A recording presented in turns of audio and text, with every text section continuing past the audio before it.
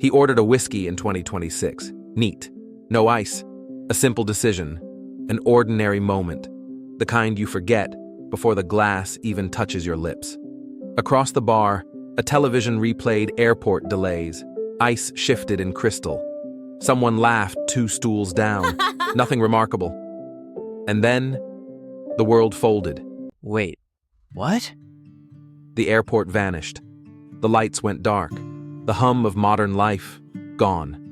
Dust replaced air conditioning. Lantern light replaced LEDs. Gun belts replaced carry-ons. This isn't Dallas. 5 seconds after ordering a drink, he was standing in 1880 with Billy the Kid.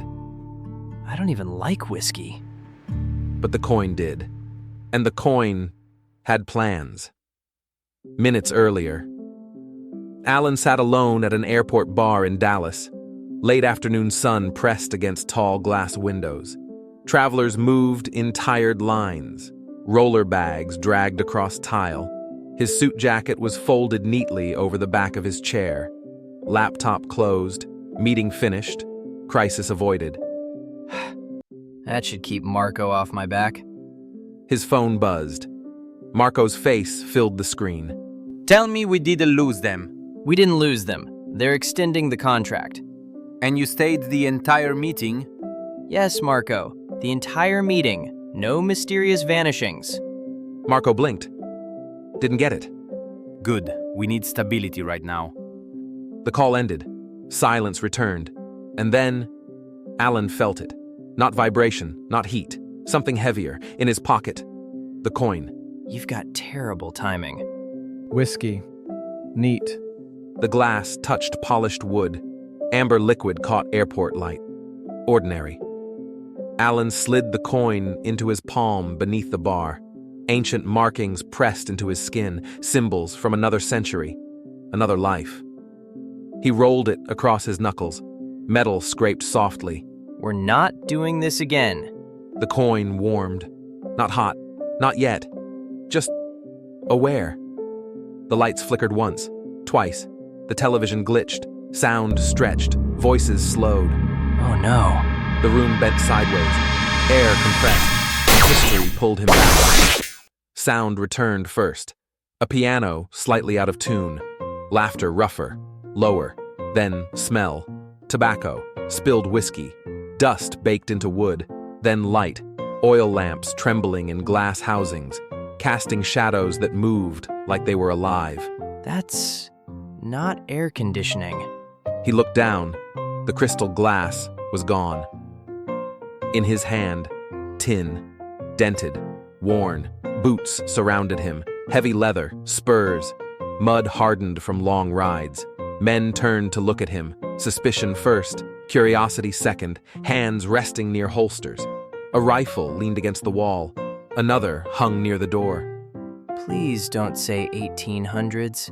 Outside, wind rolled across open desert. Fort Sumner, New Mexico, November 1880. The height of Billy the Kid's notoriety, and the worst possible place for a man from 2026 to appear unannounced. The saloon doors swung open. Cold desert air drifted inside. Conversation lowered a fraction. Not silent, just attentive. And then she stepped through. Dark hair pinned loosely at the back of her neck. Travel dust along the hem of her dress.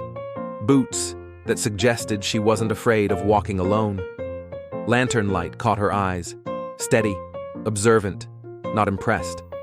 I know her. But he didn't. Not yet. She scanned the room once, measured, aware of every stare. Evening.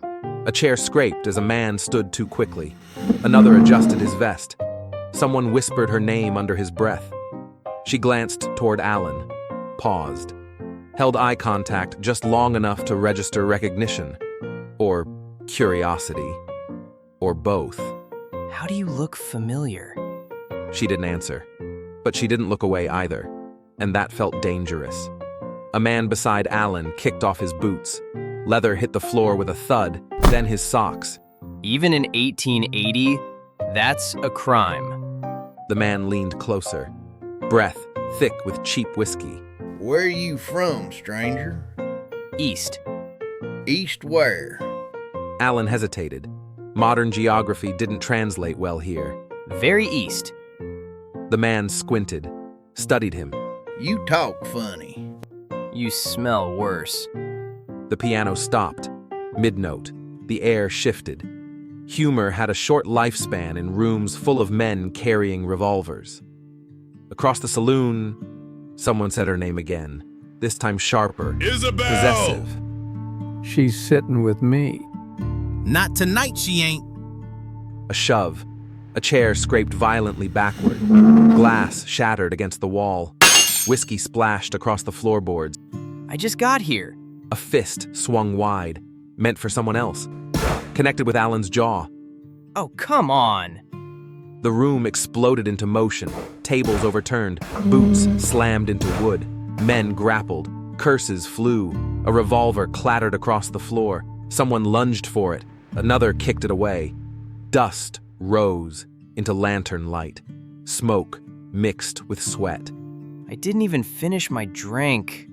He ducked as a bottle shattered overhead, and somewhere in the chaos, Isabelle remained standing, watching, measuring. The man who threw the punch crouched beside Alan, breathing heavy, regretful. Friend, I'm real sorry about that. Didn't mean to catch you. You sure you don't start fights professionally? Jim chuckled, extended a hand, strong grip, calloused palms.